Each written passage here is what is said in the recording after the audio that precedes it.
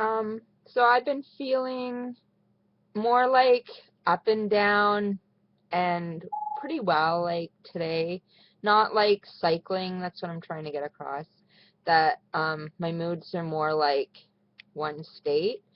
So it's helpful. I mean, the depression is horrible. It was only like 2 days, and my psychiatrist always told me, call that sad, but it gets so intense. You're just like crying, and you're like, it's so intense, and you're just sad about whatever's going on, whereas something equally sad could be going on when you're happy, and you won't crash, and I don't even know what causes what, because it's just my bipolar. That's what it is. No explanation. um, so tomorrow my brother's coming, and um, I'm kind of nervous because I mean we don't really have that much in common, but I have my basement apartment, and my mom usually entertains all the guests. I'm so bad with like guests. Like when my parents went away one time, um, our relatives came, like second cousins and stuff, like older, like my parents' age, and they wanted to stop by for like a couple of days and sleep over.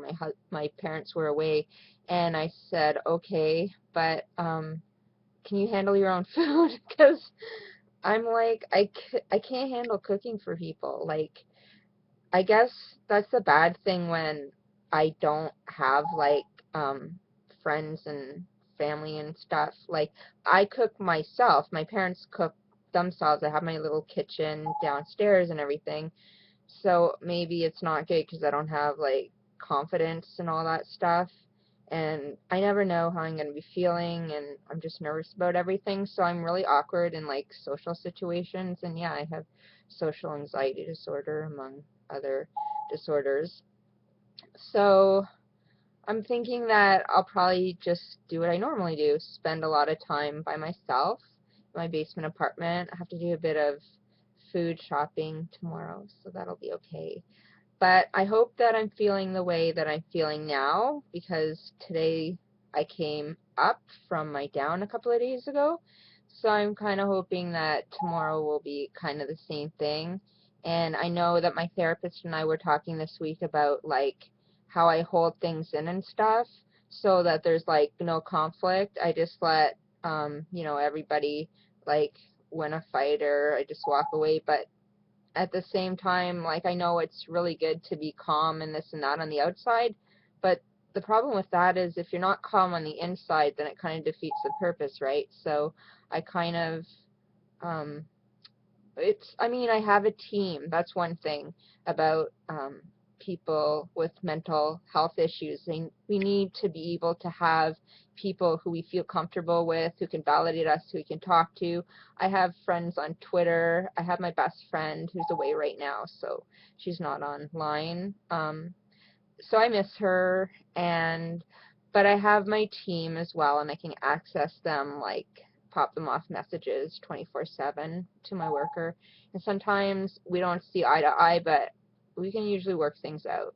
So, because I find like it's really frustrating because she speaks her mind a lot, and I get really offended really easily. So I know something happened this week where I was like, she called me and we had our phone check-in, and I was kind of crashing at the time, which means I was starting to get really tired, but I wasn't really at that depressed state.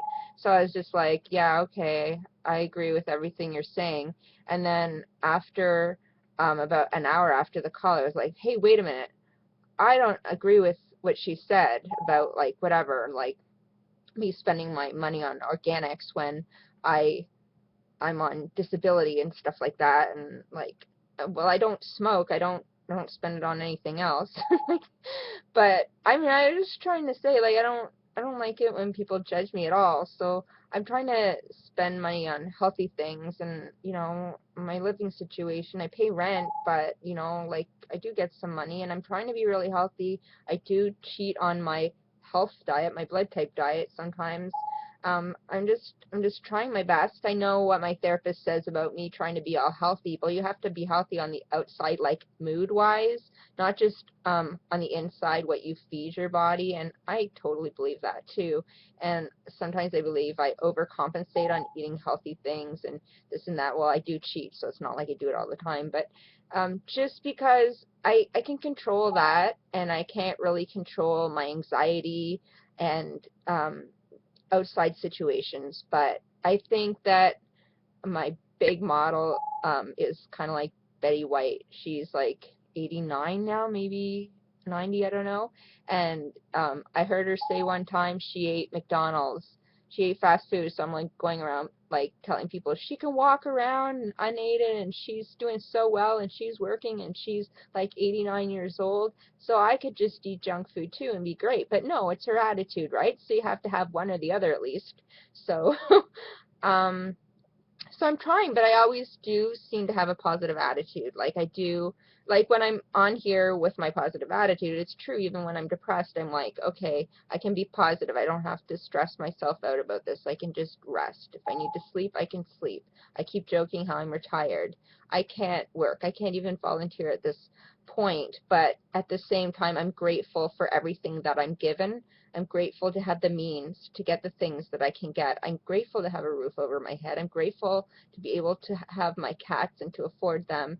I'm grateful of so many things. And I know in time I can work this rut out because I feel like I don't fit in anywhere. I feel like, you know, I'm not really, connecting with the world right now, really. I have this iron fortress around me, as I heard someone say on Long Island Medium the other day, and it's true, but I think that I'll work through that when the time is right, and I am working on it every day, layer by layer, with my therapist.